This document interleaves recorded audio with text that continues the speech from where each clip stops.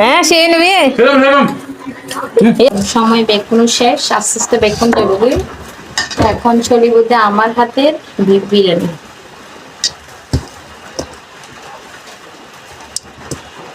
বরাবরের মতো আজও রান্না করবো মিকে স্টাইলে। বেকিং দি মাখামাখি চলি গুস্ত পেঁয়াজ দি ফেলাই আর বেগ কিছু দিই, তার চুলার বিরিয়ানি বসাই। এখন বসাই দিই এক বছর পর মাটির চুলার বিরিয়ানি বসাই, অবশ্যই মজা হয়।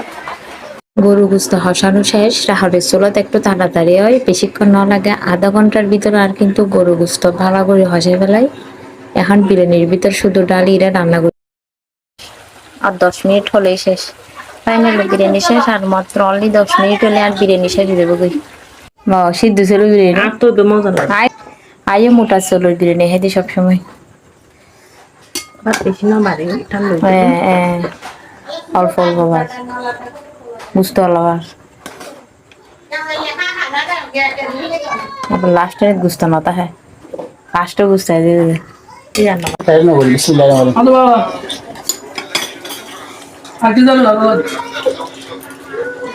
হ্যাঁ সে নেবে।